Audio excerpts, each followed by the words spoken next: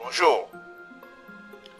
Parce que nous pensons que la construction des ouvrages pérennes est une question sérieuse, nous vous invitons à nous consacrer quelques minutes de votre temps pour assister comme si vous y étiez à un test de caractérisation d'acier d'armature du béton. Car, à notre avis,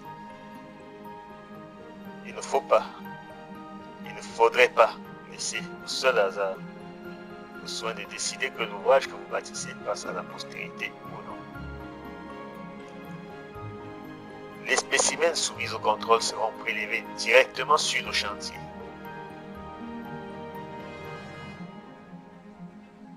Vérifiés avant leur mise en œuvre. Voici le test. Regardez.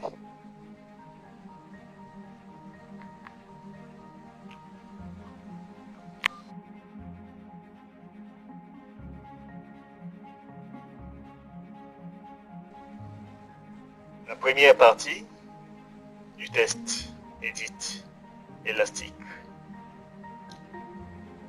Dans cette partie, le matériau se déforme en fonction de l'effort qui lui est soumis.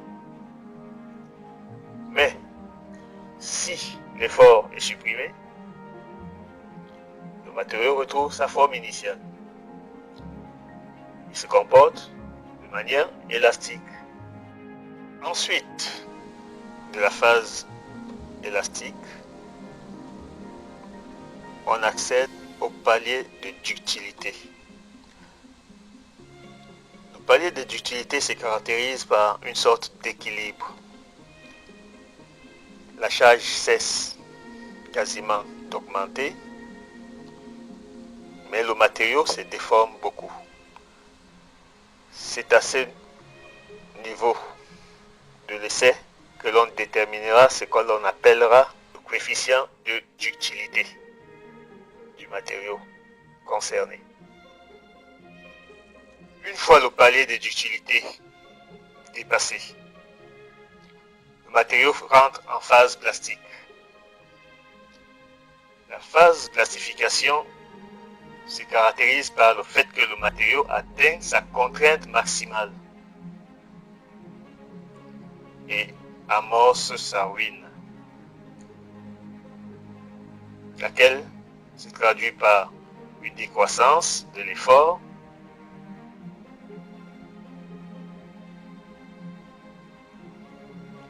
une inversion de la courbe. Vous verrez apparaître le point de striction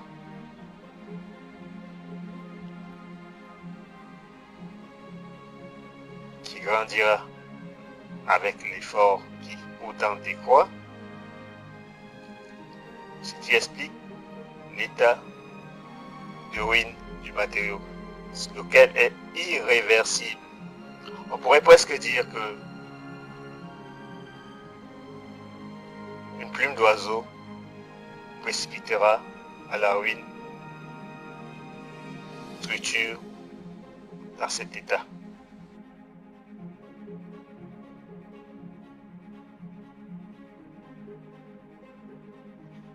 Un protocole est émis à la fin de ce test.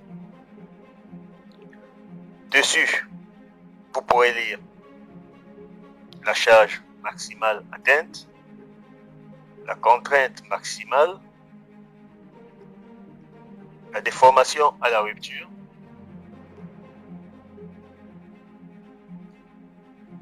la contrainte élastique haute et basse dont la moyenne sera la caractéristique mécanique du spécimen concerné, et pour finir, la courbe de comportement mécanique que vous avez déjà observée pendant le déroulement du test. espérons que vous avez apprécié cette courte présentation et qu'à l'avenir, vous ne mettrez pas, ou plus du tout, en œuvre vos matériaux, notamment les aciers d'armature du béton, pour ce qui nous concerne, sans les avoir au préalable soumis à un contrôle de qualité. L'importance d'un tel contrôle n'est plus à démontrer. Vous pouvez également nous joindre. Merci.